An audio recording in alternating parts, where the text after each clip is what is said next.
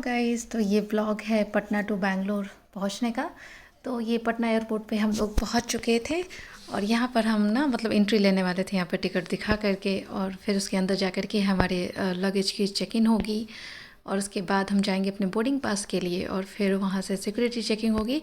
तब फिर हम और जैसे ही एक्चुअली में क्या हुआ कि जैसे ही हम एयरपोर्ट पहुँचे और चेक इन करने के बाद जैसे ही हम बैठे थे ना, तो हमें पता चला कि फ़्लाइट हमारी फिर से डिले हो गई है। तो एक्चुअली जो फ़र्स्ट फ़्लाइट थी हमारी 8:30 को थी और वो डिले होकर के 11:30 हुई थी। तो हम लोग 8:30 बजे या 8 बजे ही घर से निकल गए थे, क्योंकि टाइम लगता है एयरपोर्ट पे।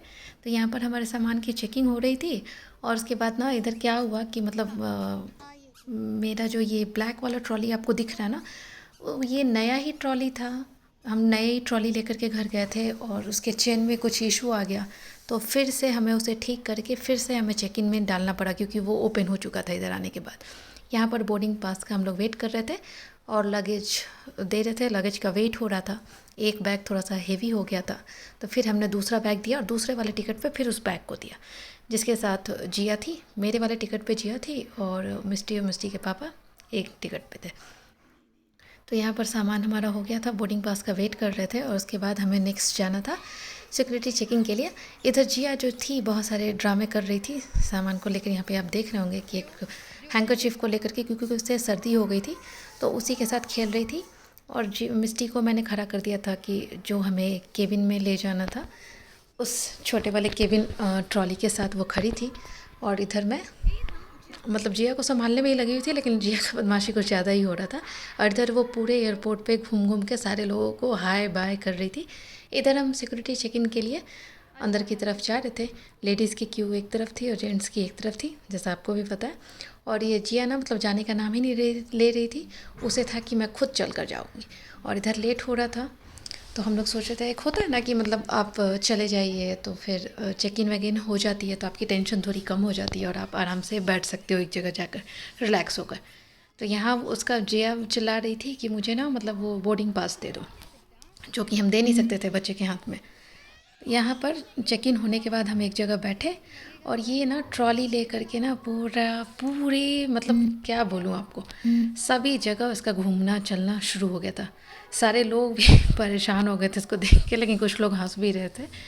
तो सबकी अलग अलग सोच होती है कि मतलब किसी को लग रहा था कि बच्चा डिस्टर्ब कर रहा है, कोई किसी को लग रहा था कि नहीं चलो एक एंटरटेनमेंट है। क्योंकि यहीं पे बैठने के बाद हम लोगों को मैसेज आया कि फ़्लाइट फिर से हाफ़ एन आवर डिले हो गई है। तो फ़्लाइट हमारी 12 o'clock थी, हम 11:30 का ही वेट कर रहे थे। इधर हाफ़ एन आवर फिर से डिले हो गई, क्योंकि फ़्लाइट जो थी अभी वापस बेंगलोर से इधर पटना आई ही नहीं थी।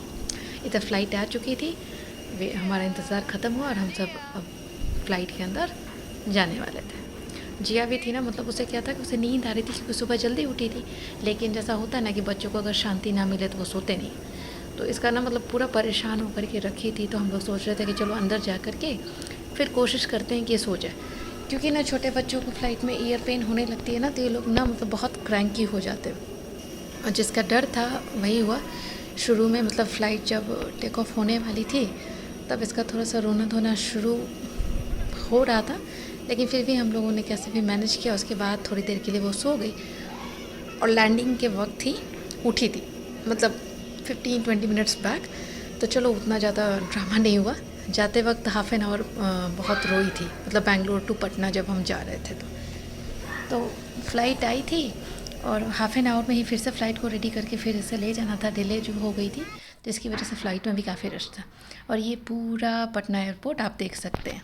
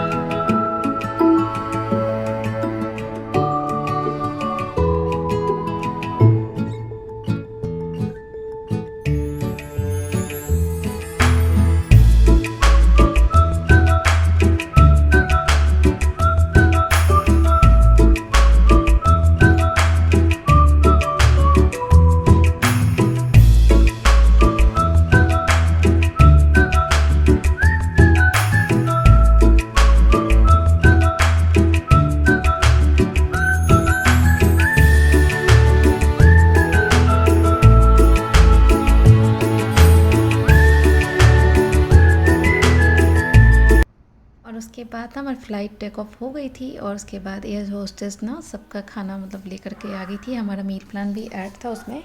और क्या था कि मतलब दोपहर हो गई थी ना, तो फ़्लाइट डिले होने की वजह से सबको मतलब होता है ना, लंच के टाइम पर तो भूख लगी जाती है। तो हम लोगों ने पोहा लिया था, मिस्टी ने कुछ एडिशनल कुकीज़ वगैरह लिए थे, फिर जूसेस थी और ये वेगन मील था। और फिर हम लोगों ने सोचा, जिया सो रही थी तो हम लोग सोचे कि जल्दी जल्दी से हम लोग सब खा लेते हैं, क्योंकि उठ जाएगी तो फिर मुश्किल हो जाएगी। तो एक और एडिशनल हम लोगों ने पोहा लिया, क्योंकि पोहा ना बड़ा टेस्टी था। तो हम लोग सोचे, और तीखा भी नहीं था तो स्पाइसी भी नहीं था, तो जिया भी खा लेगी। तो एक लेकर के हम लोगों ने रख लिया था कि जिया उठेगी तब खिला देंगे। इधर ना हमारी लैंडिंग का टाइम आ गया था। आप देख ही रहे हैं सिटी कैसी दिख रही है हमारी। हम सिटी के नज़दीक ही थे और उसके बाद हमारी फ़्लाइट यहाँ पर लैंड कर गई। तो आप देख सकते हैं कि बेंगलोर एयरपोर्ट कितना बड़ा है। यहाँ पर न जाने एक साथ कितनी सारी फ़्लाइट्स एक साथ खड़ी होती हैं लाइन में। तो आप आगे ना देखेंगे, मैंने ना मतलब जूम करके लेने की कोशिश की थी। एक साथ बहुत सारे लाइन से आप देख रहे हैं उसमें कि इंडिगो वाले फ़्लाइट से, लास्ट में गो एयर वाला भी था, गो फर्स्ट वाला, जो कि करप्ट हो गया, आप लोगों को भी पता है। तो कैसी मतलब बहुत सारी मुश्किलें भी आई, जिनके भी टिकट थे उन सबको फिर से अपनी टिकट कराने पड़ी। बहुत सारी मुश्किलें हुई हैं, क्योंकि शादी में भी ना कुछ लोग आने वाले थे तो वो भी नहीं आ पाए थे उसी बैंक की फ़्लाइट की, उस गो फर्स्ट की फ़्लाइट की कैंसिलेशन की वजह से। तो यहाँ पर हम लोग बेंगलोर पहुँच चुके थे। और आप ये देखिए कितना बड़ा ये एयरपोर्ट है बेंगलोर का। और मतलब ना इस फ़्लाइट से उतरने के बाद भी हम लोगों को ना बस से जाने में काफ़ी टाइम लगता है, मतलब एग्जैक्ट लोकेशन पर, मतलब कि एयरपोर्ट से बाहर आने पर। और फिर फ़्लाइट में ये अनाउंसमेंट हो गई थी कि हमारा जो लगेज है वो लगेज काउंटर मतलब बेल्ट पर नंबर 5 पर आ जाएगा। तो इधर हम लोग सब लगेज लेने के लिए आ गए थे। इधर मैं भी जा रही थी, क्योंकि लगेज ना मतलब हम लोगों ने थोड़ी जल्दी की थी, तो हमें उम्मीद था कि हमारा लगेज थोड़ा लेट ही आएगा, क्योंकि हम लोगों ने चेक इन बहुत जल्दी कर ली थी। तो वो सबसे नीचे चला जाता ना, तो इस वजह से लेट आता है आपका लगेज। तो यहाँ पे हम लोग खड़ा हुए थे और हमने कैब पहले ही बुक कर लिया था।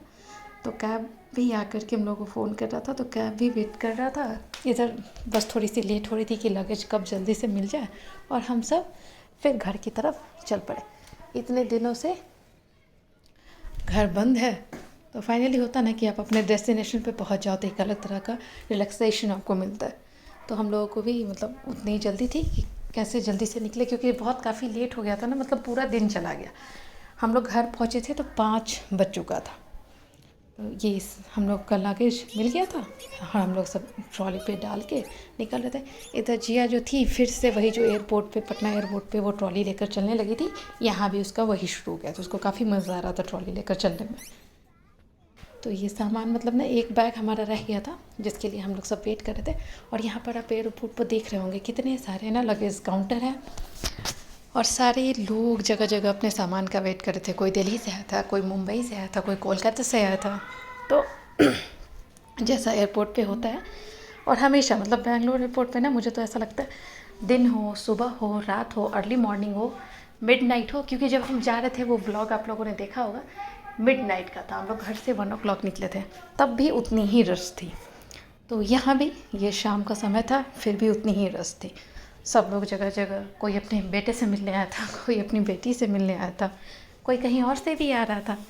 और यहाँ पे बाहर निकलने का हम लोग जब लगेज ले लिए तो ये जिया का एक अलग ही ड्रामा चल रहा था, ट्रॉली लेकर चल रही थी। और फिर जब हम बाहर निकलने लगे ना, तो वहाँ पे मतलब सेल्फ़ी कॉर्नर बनाया गया था G20 समिट का। तो वो काफ़ी अच्छा था। तो हम लोग एक जगह सामान रख के सोचे कि ज़रा सा पिक्चर वगैरह क्लिक कर लेते हैं, क्योंकि मिस्टी को बड़ा पसंद आया था। तो हम लोग घर पहुंच चुके। यहाँ घर पहुंचने के बाद जैसा होता है हमेशा, आप लोगों के साथ भी होता होगा, ये प्योरेट का फ़िल्टर वगैरह चेंज कराना था हमें, क्योंकि हम लोग सोच कर ही गए थे कि अब रहने देते हैं, बंद अभी रहना है 1 महीने, आएंगे तो फिर से चेंज कराएंगे। जैसा कि होता है विदिन 6 months हम लोग फ़िल्टर्स के चेंज कराते रहते हैं। तो ये था, तो उसके लिए जिस भैया को हमने कॉल किया था ना, तो आते तो हमेशा उसी सर्विस सेंटर से हैं, लेकिन इस बार जो आए थे ना ये काफ़ी अच्छे थे। इनका नाम था गोपी, और मतलब इन्होंने इतनी अच्छी क्लीनिंग की थी ना, मतलब उसकी इनसाइड भी आउटसाइड भी, और फिर फ़िल्टर भी चेंज किया। मतलब इन्होंने काफ़ी टाइम दिया। जनरली आते हैं लोग 10 मिनट में फ़िल्टर लगा के चले जाते हैं, लेकिन इन्होंने ना मतलब इतनी अच्छी क्लीनिंग की थी ना कि मैं क्या बताऊँ। पहली बार मुझे ऐसा लगा कि कोई बंदा इतना डेडिकेटेड होकर काम करता है। तो इसने मतलब ये अपना सब कुछ कर दिए थे, और करने के बाद बोले कि अगर आपको कोई प्रॉब्लम हो तो आप फिर से मुझे कॉल करना। तो ये ना मतलब बाहर अंदर से उसके अंदर उन्होंने ना लेमन दे कर के कुछ क्लीनिंग की, पता नहीं क्या, हमें तो उतना कुछ आइडिया है नहीं। ये आप देख ही रहे हैं, कपड़े से वो चारों तरफ से, अंदर से, बाहर से, सबसे उन्होंने क्लीनिंग की।